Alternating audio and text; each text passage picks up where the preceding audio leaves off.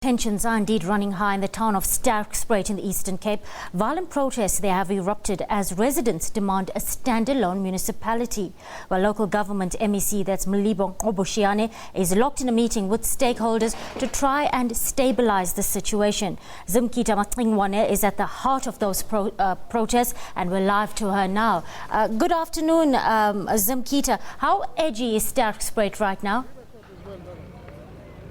The situation is very tense here at Sterkspruit. It's only a day and a few hours before residents here are expected to cast their ballots. But as the situation is right now, today, all the shops were closed in and out of Sterkspruit. We saw a high number of police around this area. About 500 police officers from other neighboring towns have been deployed here to ensure that when people go to cast their ballots on Wednesday, there will be no intimidation and no one will be discouraged to go to their polling station. We also got information of a school that was torched last night, which the principal and the local government MEC believe this is just one of the attempts of intimidating people not to go and cast their ballots on Wednesday. If I can just give you a little bit of background about Sterkspruit, we saw residents taking to the streets from August 2012 demanding a standalone municipality. They currently fall under the Senqu local municipality,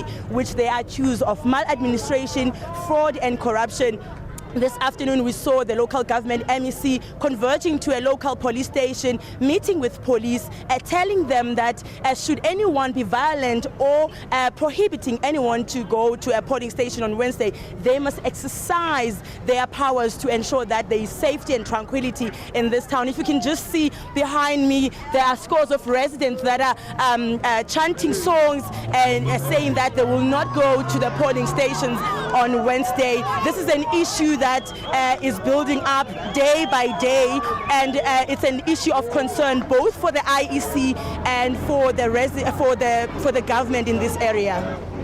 Zimkitha, the MEC is currently locked in a meeting there. How was he received? We know that ANC Secretary General, that's Natasha, well, he encountered protesters from the civic organization there last month.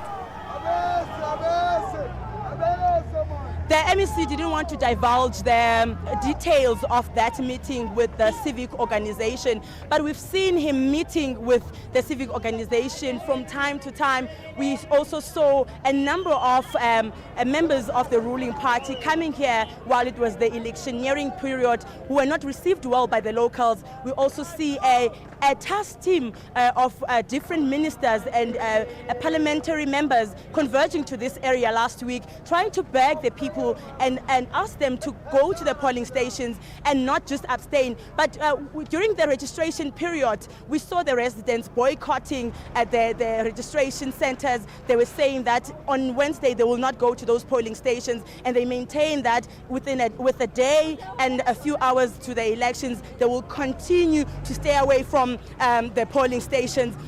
While we saw a number of police in this area, we also saw about 100 Defence Force members who converged to this area to assist those police officers. If you understand, this is a very small town, but the number of police that have been deployed to this area is to ensure that no one will be intimidated. But we are seeing signs of intimidation already, as we saw tires that were burnt in the streets of this town. But this is an issue that police have vowed and said that they will control it come the elections on Wednesday.